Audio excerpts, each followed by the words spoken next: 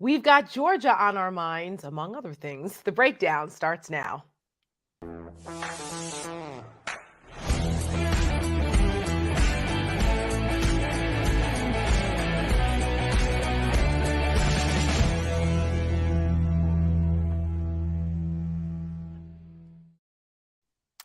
Good evening and welcome to The Breakdown. I'm Tara Setmayer. This is the Rick Wilson.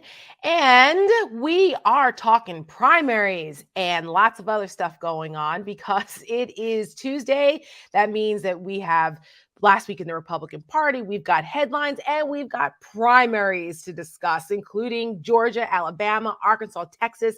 There's a lot happening, Rick Wilson. But there absolutely is. Yes, there's a lot going on. But before we get to the primary stuff, I want to start off the show tonight with one of our least favorite Republicans, Elise Stefanik. Because Lincoln Project Abe has been watching her. And in light of the horrific tragedy in Buffalo, which is not far from her district up there in New York, and this whole idea of, white replacement theory or great replacement theory, but let's just be honest about what it is. And Elise Stefanik has decided to double down on this ilk. And Lincoln Project took notice. And so has the Stefanik camp. They've taken notice.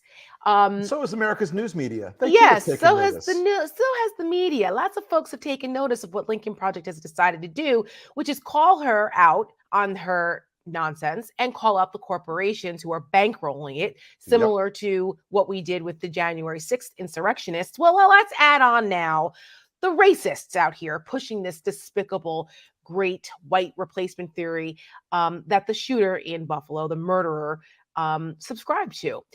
Rick, set it up for us. What has Lincoln Project done? What's happening right now as we speak? Sure. Well, we are currently, thanks to a big push from our supporters who wanted us to take Elise Stefanik to task because the rhetoric she's been using, not only in her public speeches and remarks, but on paid ads that are paid for by corporate donations to her campaign. Mm-hmm. She's been out there pushing the great replacement theory, which is the idea that America is being browned by immigrants from other countries as a strategic decision by the Democrats to permanently weaken the white majority in America. The only difference between Elise Stefanik and the Buffalo shooter was he took an AR-15 and acted out on it. She's just using it for cynical political capital, cynical political gains, and a party that is increasingly driven by a racially inflected hatred of immigration. And for Elise Stefanik to bitch and complain and moan and whine and put out statements for the last 2 days complaining about what we did. If you don't want to take the ticket, don't want to take the ride, don't buy the ticket. She bought the ticket. She's taking the ride. And this is one of the things that I find enormously, as we've pointed out in other places, the only difference between Elise Stefanik and Marjorie Taylor Greene now is Harvard. Yeah. The difference between Elise Stefanik and Lauren Boebert is Harvard. And Harvard's disowned her for the most part, too. Harvard's getting very nervous. Well, the Institute of Politics kicked her off the senior advisory board there. That's the program I was a resident fellow, at 2 years ago. And I was glad to see that Harvard said, wait a minute, you're doing what now? Because of her denial of the election and her involvement in the big lie. And they said, that we have no tolerance for that. And she's doing things that are against democracy. And they said, we're out of here. That's right. You're out of here. And look, Tara, I think the important thing is this is the kind of thing that the Lincoln Project excels at. We are targeting her for a number of strategic reasons in the 2022 election. 3 things to think about, folks, as you're watching this, you're watching how this plays out. 1, Elise Stefanik is running to be Speaker of the House. As Tara pointed out before any other person, I think, in America, Kevin McCarthy is not secure in his speakership if the Republicans win the majority. There will be a much larger number of MAGA Republicans, of crazy people, in the House of Representatives than there will be of the Kevin McCarthy cohort. Mm-hmm. The old Paul Ryan, Kevin McCarthy, young guns idea. These guys are now a vanishing minority. They're the last priests of a dying religion. Yep. It is being taken over by the lunatics, the edge cases, the mutant parade. And Elise Stefanik is trying to adopt their protective coloration to pretend she's one of them. And she will now do and say anything, including embracing a theory that explicitly motivated the Buffalo killer, explicitly motivated the El Paso killer, explicitly motivated the Christchurch killer in New Zealand. And I won't say their fucking names. Mm-hmm. Okay. I won't say their names. I won't give them that. I won't elevate them in that regard. But in all of their manifestos, that explicit statement that the white replacement, the great replacement, is driving their behavior, and she is dug in on it. She's all in on it. It's the same sort of trash that Steve Bannon and Right. Tucker Carlson vomit out into the American psyche every day. Yep. We've called her on it. And by the way, if you live in Elise's district right now and Google her name, you're not going to see Elise Stefanik, got potholes filled in whatever city. You're going to see that Elise Stefanik is promoting a grubby racist theory, and we're calling her out. It's what the Lincoln Project does. And strategically, I'll wrap this up. I know I'm already running on. Strategically targeting her opens up the rift between McCarthy and Stefanik, opens up the rift on the other side between McCarthy and Jim Jordan, because she is trying to drive right through the middle and take over the speakership of the House at Donald Trump's direction. The second thing it does is calls corporations who are donating to her to account. Because you know what? Price Waterhouse, Home Depot, Altria. Altria, they don't, thank you for smoking. They don't care. But we're calling these corporations out because they claim to have a certain set of corporate values. And if that corporate value set includes embracing something that mass murderers believe is destroying America, they should know about it and they should own it. They should say it publicly. Absolutely. And for those who do not live in I believe it's the 21st Congressional District of New York, up there, or read the Watertown Daily, here the seventh circle of hell. Yes, here is the latest Lincoln Project ad targeting Elise Stefanik called Mean Girl. What's the word to describe Elise Stefanik? Climber? Ruthless. A Harvard-educated schemer who never met a back she wouldn't stab. To replace Kevin McCarthy as House Speaker, Elise has a plan. Become the leader of the ultra-MAGA GOP. QAnon, pedophiles, conspiracy, hate. And it's working for her. Companies like PricewaterhouseCoopers, Home Depot, and the Altria Group still flood Elise Stefanik with thousands of dollars. What does Stefanik do with corporate donations like these? She runs ads promoting the racist white replacement theory. This has been an invasion. Buffalo paid in blood for the white replacement theory she promotes for power. Elise doesn't care and won't stop selling racial hatred. There is a word for Elise Stefanik. Evil. The Lincoln Project paid for and is responsible for the content of this advertising. Ooh, boy, they are not happy in Stefanik world up there at all with Lincoln Project, which means we're doing our job. Correct. Keep saying those two words there, Alex. See how that works out for you. Mm-hmm. And I think somewhere Liz Cheney is smiling and chuckling. I suspect that she's getting a certain amount of gratification out of watching us take out Elise Stefanik. Interestingly enough, I don't have a lot of connections in McCarthy world anymore, but a person who is tangential to them, I asked if there'd been any reaction. I got a smiley face back right before air. So we'll see. I'm sure, believe me, Kevin McCarthy is a guy with a very sensitive nose right now for who's trying to betray him and take him out. Of course. And because he's got a bullseye in the front and the back. He's got a bullseye in the front and the back. And I months ago said that it would be Jim Jordan, but Jim Jordan has gone a little too far on the crazy side. And Elise Stefanik sees that, like you said, sees the opening, and she's going to split the difference. That's exactly what's going on here. What's happening. And they're pissed off that we have illuminated her plan for everyone to see, including McCarthy himself. And I know they're watching. I know Elise's hate watching right now. Do you think we're done? Right. Do you think we're done? Oh, bless your heart. You think we're done? Yes. No, we're so not done with you, Ms. Stefanik. No. Well, let's see what else is happening in the Republican Party, because it's Tuesday. That means last week in the Republican Party, there's more crazy going on. Roll it. Here we go.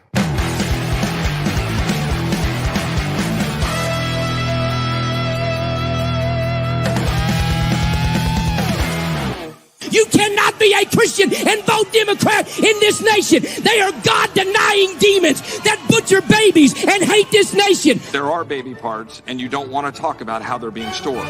You don't want to talk about putting them in freezers. You don't want to talk about putting them in Pyrex dishes. Jesus, God, baby, Lord, Jesus, God, baby. One more time. America is a Christian nation founded by Christian men, and we intend to keep it that way. How long until mainstream Christianity is deemed domestic extremism? Genitals, I don't care if you're black or white, are a third the size they were of a 1960s male. So if you don't declare your pronouns, maybe you're a domestic extremist too. 3-year-old girls are now having periods. 5-year-old girls are now getting pregnant. When you go to bed at night, put your head on that soft pillow, you know Oz will be doing exactly what you want him to do if you were there next to him. I'm Candace Taylor. My NFTs, they are available on melaniatrump.com. There are pictures and animated videos from our time in the White House. Are you going to accept the results of this election? Well, it depends on if they're fraud or not. And how are you going to tell if there's fraud or not? Because no Indians here. We have no ability to decertify the election and go back and nullify it. We do not. You ain't seen an insurrection yet. You keep on pushing our buttons, you low-down sorry compromisers. You God-hating communist America. You'll find out what an insurrection is, because we ain't playing your garbage. We ain't playing your mess. My Bible says that the church of the living God is an institution that the gates of hell shall not prevail against it. And the Bible says that we'll take it by force. Bigger and better and stronger than ever before. The great MAGA king.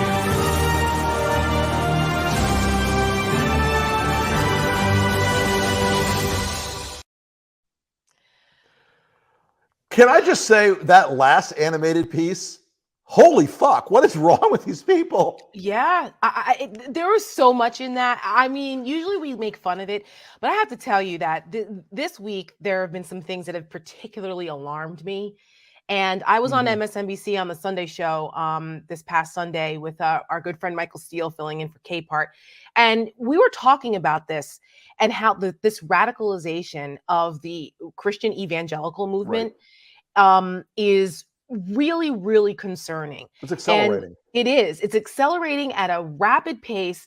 And they are so perverting the Bible and what Christianity stands for. This is no different than the radicalization of Muslims and calling for Muslim jihad, because they are calling for violence. Yes. They're using biblical scripture to justify violence. And there are millions of people out here, Christians in the evangelical movement, that are being radicalized, and they're rationalizing violence. That is not a joke at all. And that Tennessee pastor is a heretic as far as I'm concerned, because I don't know, that's not the Christian church I grew up in, and I don't know what Bible he's reading from. Well, I will say this. I think there's a very compelling article by Tim Alberta about a week or so ago. Yes. About the increasing political character of evangelical sermons and of evangelical church behavior, and of the intertwining of an activist political element in these churches. And, you know, they need to lose their tax exempt status. This is the fundamental First Amendment question that we've always had a compromise on in this country from the very beginning, which is, you know, we will allow churches to have untaxed free speech to almost any limit. To almost in an unlimited way. And the sort of national agreement that we have always had is that they stay out of the direct political advocacy. Right. And what we're seeing now is these folks, they're skipping we're going to say how you should vote. Now they're threatening to kill people, because that's what that guy's doing. He's threatening to kill people. In the name of God. In the name of God. And as Mehdi Hassan pointed out this week, in a very compelling segment, a compelling monologue, if an imam in a mosque was saying those same things, Republicans would want to come down, kick in the door, flood it with the FBI, drag people off to Gitmo, because they would look at that as an incitement to terrorist violence. Absolutely. Absolutely. And we're going to have a hard conversation in this country, because look, I believe religious liberty is one of the most fundamental and important rights that the Constitution and the Bill of Rights is wired for. But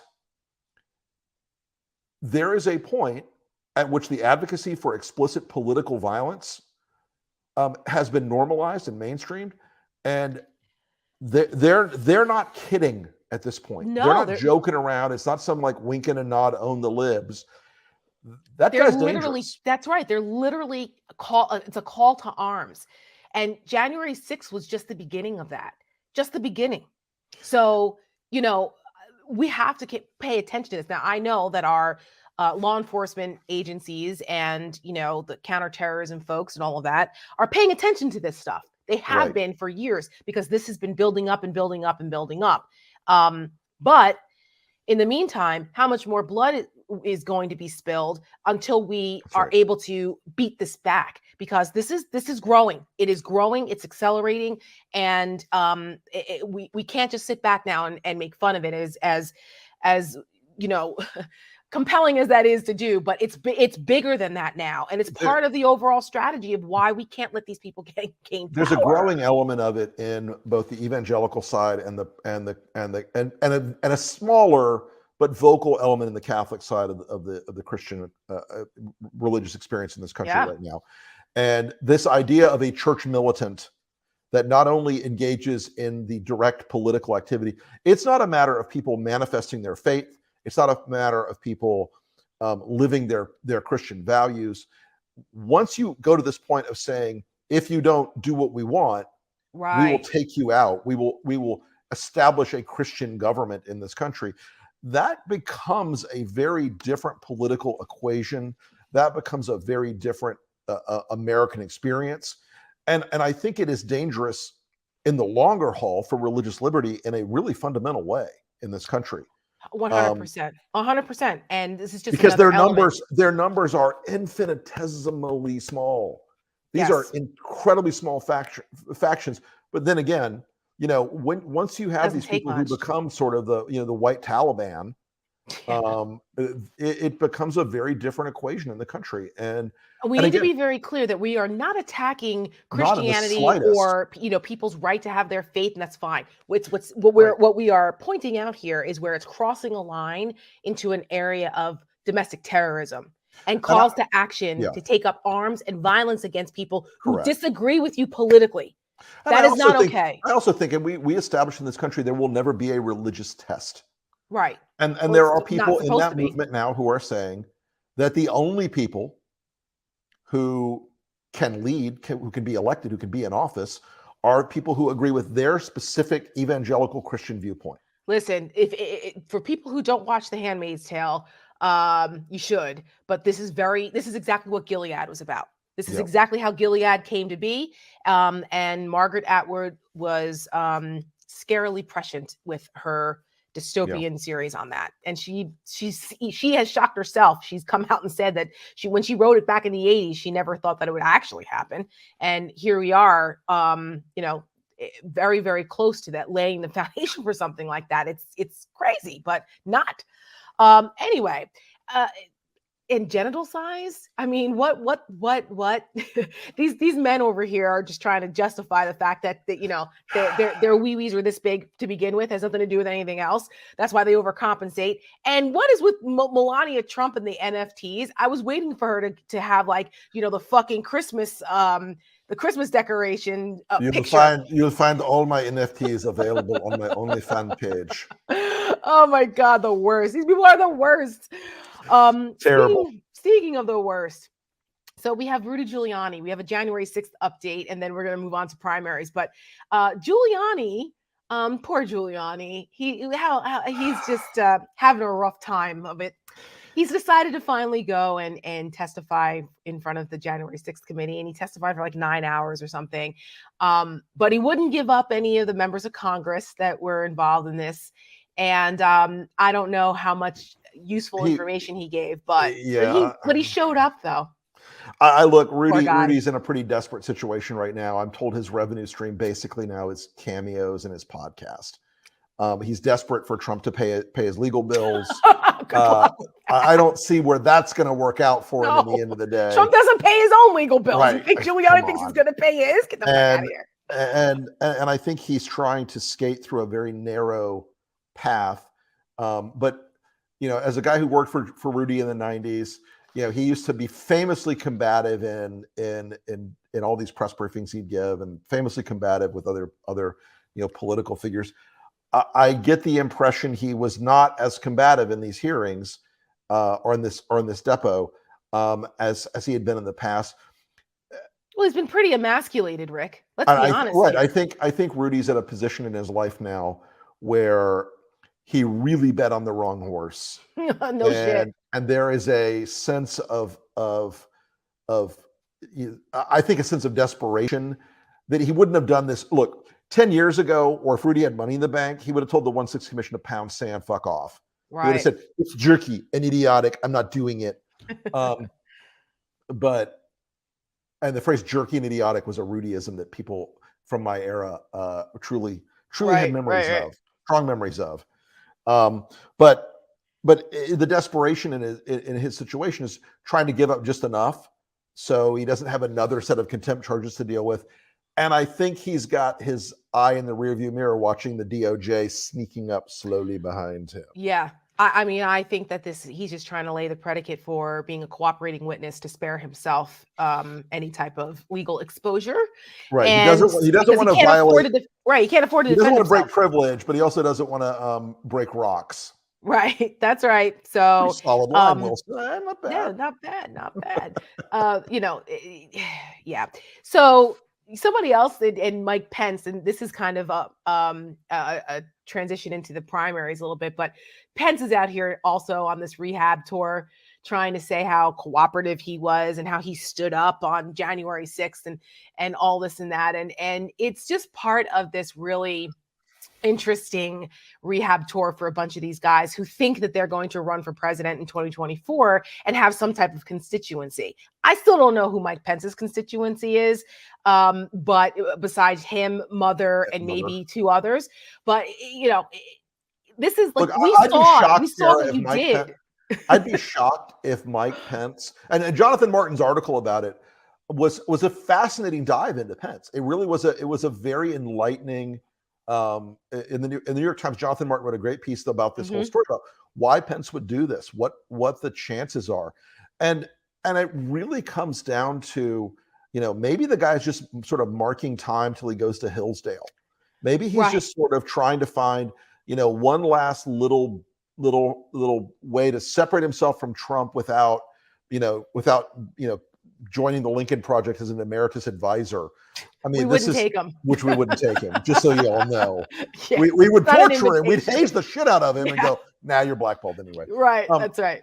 But there's an argument that he is, you know, hoping there's some weird pathway that a meteor strikes Trump and Ron DeSantis is eaten by a rabid badger and all these other dominoes fall and somehow he does it. Even then. I don't see it. Even then, I don't think Mike Pence could win a majority of people named Mike Pence. Right, in the country. Exactly. I stand by my op-ed back in February that Tiki has a better chance of becoming president of the United States than Mike freaking Pence. Yep. Yeah. So yes, it's Tiki time. He's around here somewhere. Tiki stepped in for you for a little bit when you were traveling there, Rick. I love that. He co-hosted for a couple seconds. I love that. Lastly, January 6th news before we transition over to primaries. Hearings are coming up. June 9th, I believe, is when they start. And some folks have been, not thrilled that they're only going to have a few of them in prime time. There's been you had some thoughts on this, Rick, that as I tend caused to some do. ripples. Yes. I see both sides of this. I see value in keeping the hearings not ongoing forever, as long as they have impact and that they are done right, and that the Republicans are pushed back from their bullshit, because they are going to engage in all kinds of hijinks and shenanigans to try to derail this. And as I tweeted earlier this week, that just go back and watch Benghazi. I was up on Capitol Hill when the Benghazi hearings were going on. The Republican playbook of how they're going to handle this is all right there in front of them. So I hope that our Democratic friends have studied it and have a proper strategy, because to put them in their place, or else they're going to try to railroad this whole thing. The idea that and I tweeted that Republicans are going to try to disrupt this thing, and people are like, oh, there's no Republicans on the commission except for Kinzinger and Cheney. They're not the ones, folks, you have to worry about. They're fine. They're going to do their job as Americans and as patriots. What you're going to have is people like Matt Gaetz will try to charge into the committee chamber. Jim Jordan will try to charge in the committee chamber and insist on being seated. They're going to have all this drama. Prepare yourselves mentally for this. And that's why I'm concerned that the hearings are only 6 sessions that are being held, because the Republicans now are like the Taliban. Once you say we're going to come out of Afghanistan on date X, they're already plotting. We'll just wait. And on one day after, on D+1, we're going to go ape shit.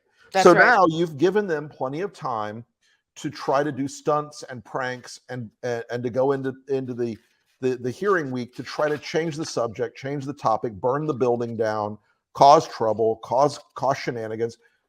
Count on it. They cannot help themselves. That's right. And they're emboldened by the fact that Donald Trump and people within the party and party leaders and the party base don't give a shit. And you have Trump out here tweeting about civil war and this whole idea, like they're almost leaning into this now. Before, that was like taboo. It was taboo to even mention that there was, we could be going down the road towards civil war. Now these people, Trump and his and the MAGA world, they are almost embracing it. Like, that's right. Saying, oh, yeah, well, the election was stolen, and that's why we're now in a post-rule of law era. They should really not want to live in a post-rule of law era. No, absolutely not. Justice is a fundamental underpinning of the world that they would like to burn down. They would like to burn down the rule of law and the rule where justice is meted out not by inclination and passion and momentary lapses of reason. They should want to live in a world where there are courts and there is a Department of Justice and there are structures and norms and institutions. If they don't, that's not a world you want to be in. Anybody wants to be in. We've seen what that looks like. Right. History has already shown us that. Just go back and study the 20th century World War I and II and what it looks like after. When that happens. I mean, it's there, and yet these people are flirting with this as if they can bring it back from the brink. They are playing with fire here. Fire. Maybe some of them actually do want that. It's hard to tell who's full of shit and who isn't on this issue, but regardless, we have to take them from their words and by their actions. All I know is a sensible country would have put people who went to a foreign country, listened to a dictator, and attended a conference where they talked about Jews were dogs and filth and mud, and talked about taking over and burning down small d democratic institutions in your country and having alt-right propaganda 24 hours a day. A sensible country would put those people on a watch list. And you're referring to CPAC in Hungary. I am referring to CPAC in Hungary, yes. The Schlappapalooza, where Matt and Mercedes Schlapp hosted an event with a rotating cast of various anti-Semites, revanchists, insane people, dictator-curious wannabes, etc. Yep. And the Republican Party is just it's a shrug. It's a shrug. No big. Could you imagine if Democrats had done something similar on the other side? I already know we already know what it would be like. Yeah, they would have been calling for them to be arrested when they get back to LaGuardia or JFK. That's right, and thrown in Gitmo. Right. All right. So, primaries, Georgia. there's a lot going on right now, and Yep. we see that we're watching very closely what's happening with the Perdue Kemp primary. We already know that Kemp is actually going to win, but poor Perdue. He only got 7 minutes of Trump last night. Donald Trump has poured like $2 million into this guy's campaign. He continues to promote him. Perdue doesn't have a snowball's chance in hell of winning this primary at all. He's going to get trounced by like 30 points. But if you live in Georgia, then you've seen the ads. But it's not just this race, it's the Senate race. You got that jerk off Hershel Walker. I've said everything I can say about him. There's a clip of me on Sunday calling Hershel Walker. It's not calling names. It's just they're descriptors. They're accurate descriptors of him being, violent and a liar and a fraud. And listen, Tara, and I've said this. I truly, no kidding, no joking, no politics here. I honestly believe Hershel Walker is suffering from mental illness and CTE at a level that makes him dangerous to himself and others. I am not kidding. I'm not joking. I'm not being funny or flippant. This is a guy who needs help. He needs help. And instead, these people Republican who have parties manipulated him into running for this office. That's right. In a situation where his pathologies and the problems he has are going to manifest, and it is going to kill him, or he's going to kill himself. This is a guy who needs help. It is desperately obvious, and it is one of the most loathsome things I've seen in politics in a long time. And the MAGAs that are getting rich off of him, and that are printing money off this guy's campaign. It is truly remarkable, and it is sad. And if anybody in the Walker family who is not a clown is within the sound of my voice here, please get this guy help. No politics aside, none at all. No politics here at all. He is sick. He has a problem. He needs help. He desperately needs help. Yeah, and he's admitted that. He's admitted it. Yeah. We're not saying anything that he hasn't admitted himself, either in interviews or in his book. And the Republican Party is exploiting him, and they're tokenizing him, because if he weren't Black and a former football star, they wouldn't give him the time of day. But they think that they can tokenize him and say, "Oh, look, we're not racist. We're supporting the Black guy." This one, come on, it's so obvious what's going on here, and it's the people of Georgia deserve better. And even though he may win he's going to win the primary today. Sure. I think he completely loses the general election, and Senator Warnock will get reelected. But it's important for people in Georgia to get out there and vote. They have to do that, and I'm encouraged by the fact that despite all of the voter suppression efforts in Georgia, there is a record number of folks who registered and are getting out there and voting, because people like Stacey Abrams, who's running unopposed on the Democratic side and will be the gubernatorial candidate for them. But their efforts there to educate folks to how to get around the suppression efforts has been working. So that is fantastic. Keep up the great work, Georgia. But have you seen what Perdue said about Stacey Abrams? This racist trope again about telling her to go back to where she came from. It was one of those things where he did everything but call her uppity. Yes, or call her right. And the people who were defending him today, like, he's talking about going back to whatever state she came from. Bullshit. No, That's not that fucking dog whistle has been blown, dude. That's right. That's not a dog whistle. This is what's bizarre about this train whistle. Right. This is what's bizarre about this guy. David Perdue was a moderate conservative. He was a classic free market Tea Party style conservative. But what does it tell you about what he's done? He's had to adopt the big lie, the craziest racial tropes in an attempt to even be in play. And folks, there's an important lesson to be taken away from tonight. And I think it's really, really important to understand this. There will be Republicans in Washington who will go around and beat their chests and say, "Oh, look, we managed to win." Yeah. And Trump is over. Trump's influence on this race has driven it into the ditch in Crazy Town. Kemp is going to win because the Republicans poured $1 gajillion into this race because they're looking for anybody who can give them a national lifeline, someone to say, oh, it's not the crazy person. Yeah, like Glenn Youngkin. In Pennsylvania, right, like Glenn Youngkin, who bought, folks, remember, Glenn Youngkin did not win his primary. Yeah, he bought it. Literally bought the Republican Party of Virginia. They had no convention. They had no convention this time. He put money on the table and bought its assets and debt. He owned it. That's why he was able to go through. Right. But he's a man of the people. Pretend he wasn't a Trumper. He's a man of the people, Rick. Yeah, he's just like me and you, only with $500 million in assets from his hedge fund. Right. And in Pennsylvania, what you've seen is even if McCormick had somehow pulled it out, and it's so close right now, but they're still counting votes. The trend line, you never say never. The trend line is for Dr. Oz right now, who is insane, running with Mastriano, who is also insane, and a series of candidates down the ballot who are also insane. Mastriano is the future of the Republican Party. By the time this race is over, there will be a MAGA cohort in the national political electorate who will say, I liked DeSantis for a while, but Mastriano, man, that's the pure shit right there. That's the crazy I need right there. Right. Keep me up with that. I'm chasing that big old puffy white dragon.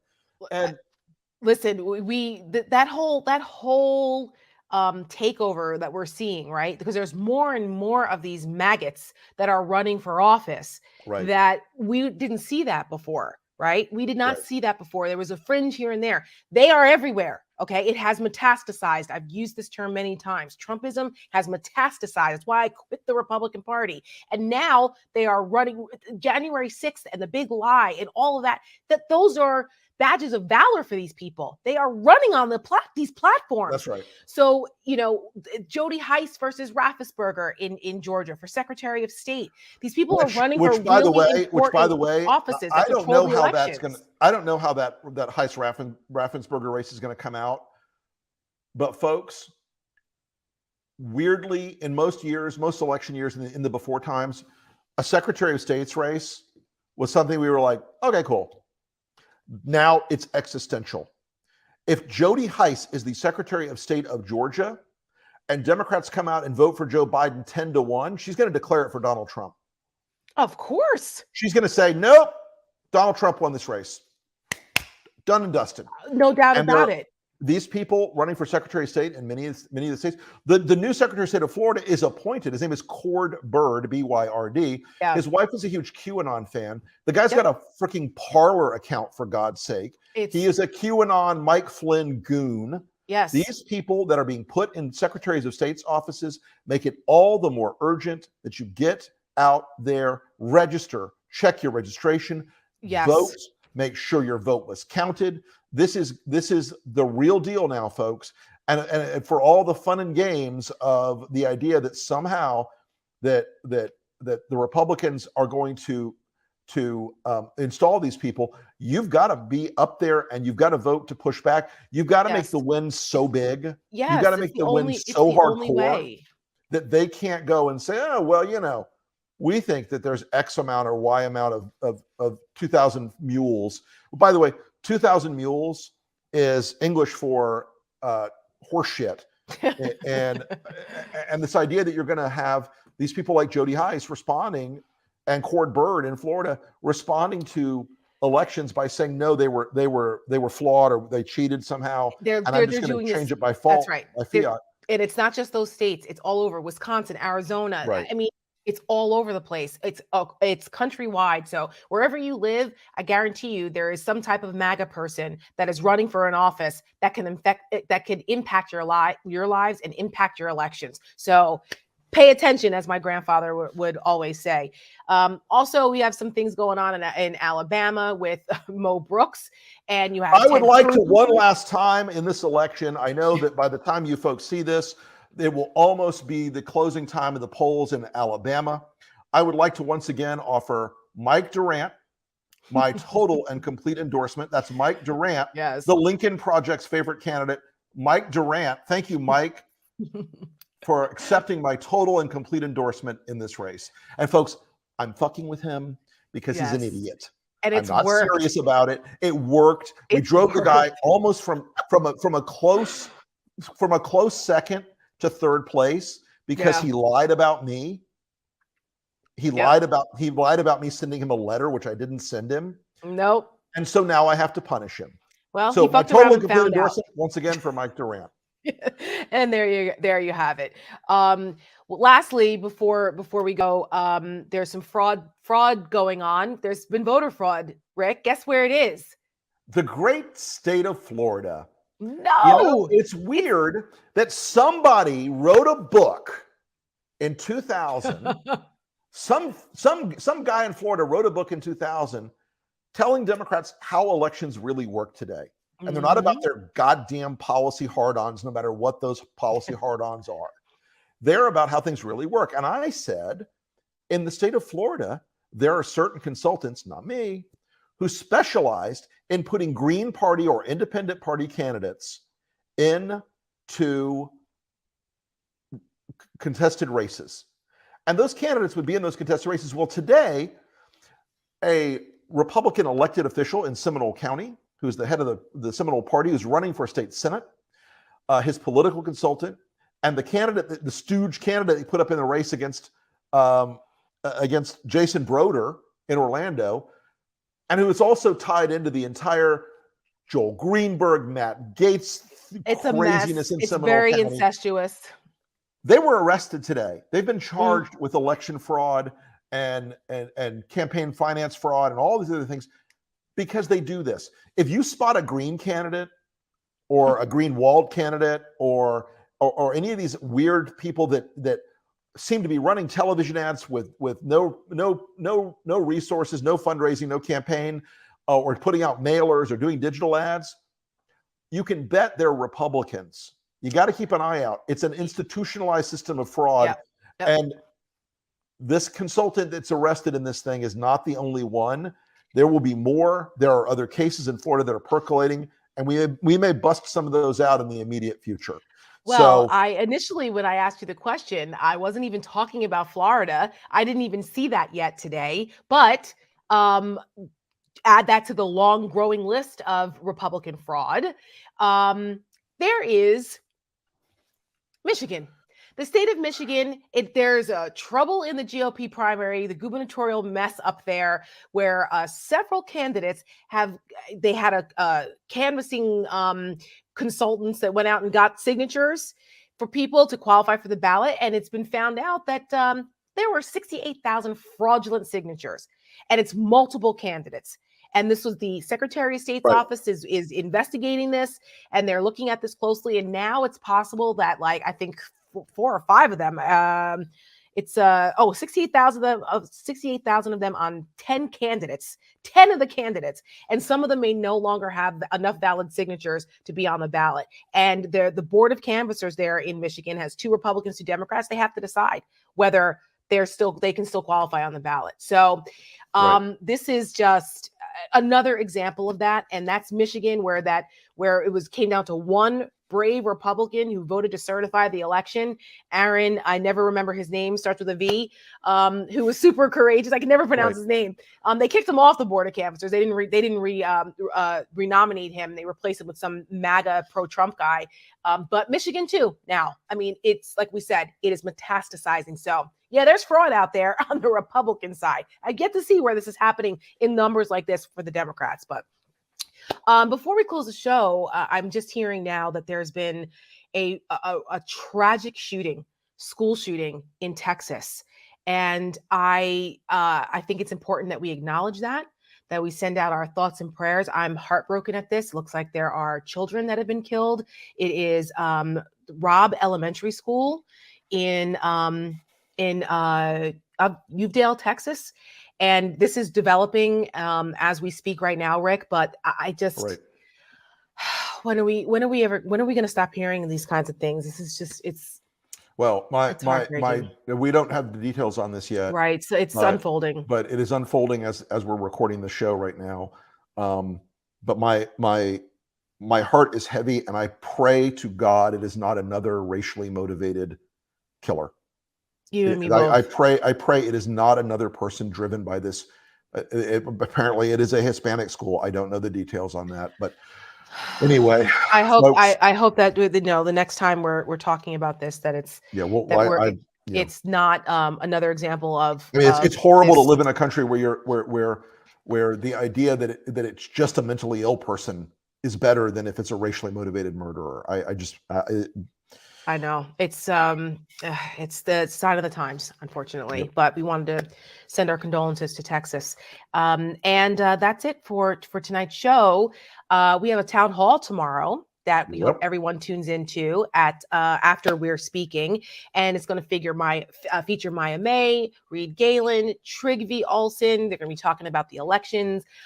So check out that town hall tomorrow night, and that is after we're speaking, which is on at 7, our sister show. So make sure you check that out. And that is all for us tonight, Rick Wilson. Have a great night, folks, and